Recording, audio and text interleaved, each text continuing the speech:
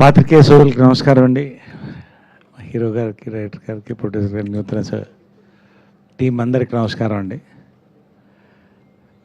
ఈ సంవత్సరం దాదాపు ఇప్పటి వరకు జనవరి నుంచి ఒక 12-14 కథలు విన్నానండి. ఇది రెండో సినిమా నేను యాక్సెప్ట్ చేసింది ఈ సంవత్సరానికి. అంటే ఎందుకు చెప్తున్నానంటే, ఒకటి మైత్రి ఆల్రెడీ జరుగుతుంది. అది నేను ప్రతి దాంట్లో చెప్తున్నా, మళ్ళీ చెప్తే అర్థమవుతుందండి. తెలుగు సినిమా ఈ రోజున కంప్లీట్ ట్రాన్స్ఫర్మేషన్లోకి వెళ్ళిపోయిందండి. Entertainment with novelty, connect to the audience ఉంటే, మంచి ప్రొడక్షన్ వాల్యూస్ ఉంటే, సక్సెస్ అనేది ఈ రోజున చిన్న సినిమా, పెద్ద సినిమా, మీడియా సినిమా లేదండి. దేని బలం దానికి ఉంది. అందులో ఇది ఒక సినిమా నేను నమ్ముతున్నా ఈ కథ విన్న తర్వాత క్లియర్గా. ఎందుకంటే నాకు ఆయన మణికంఠ వచ్చి కథ చెప్పినప్పుడు అండి, దాదాపు 1 hour 40 minutes విన్నాను. నేను డీటెయిల్గా వింటాను ఏ కథైనా కూడా, నా క్యారెక్టర్తో పాటు. నేనుగా అంటే ఒక యాక్టర్గా కథ ఒప్పుకునేటప్పుడు అఫ్కోర్స్ డెఫినెట్గా మంచి ప్రొడక్షన్, మంచి హీరోతో పాటు మంచి కథ, మంచి క్యారెక్టర్ ఉంటేనే ఒప్పుకుంటానండి. అలా అన్ని హంగులు ఉన్న సినిమా ఇదండి. 100% నేను చెప్తున్నాను ఇక్కడే, ఎందుకంటే నేను ఎక్కువ చెప్పను. ఒక కీ రోల్ ప్లే చేస్తున్నానండి. ఇంకా చాలా మనం మాట్లాడేది ఉంది.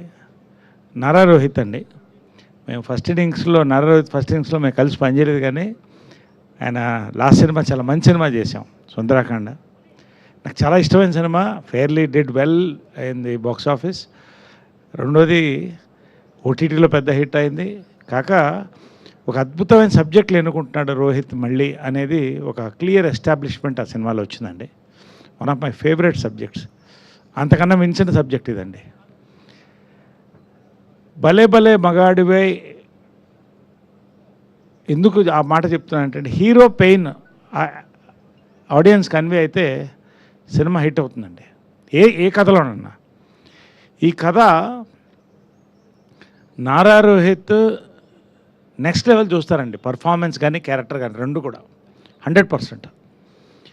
ఎందుకంటే రైటింగ్లో ఆ దమ్ముందండి.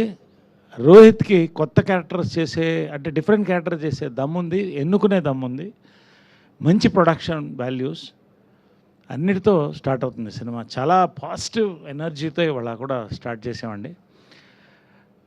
మన నయన్ సారిక కూడా జనరల్గా ఈ సినిమాలో ఇంకొక బ్యూటీ ఏంటంటే, హీరోయిన్ క్యారెక్టర్ కూడా వెరీ యాక్టివ్ పార్టిసిపేషన్ ఉంటుంది సినిమాలో. అండ్ మెయిన్ కీ రోల్స్ ఏదైతే ఉన్నాయో, నావి కానీ ఇంకొన్ని రోల్స్ కానీ, they are a part of the film అండి. ఎక్కడ కూడా ట్రాక్ ఇవన్నీ ఉండవు.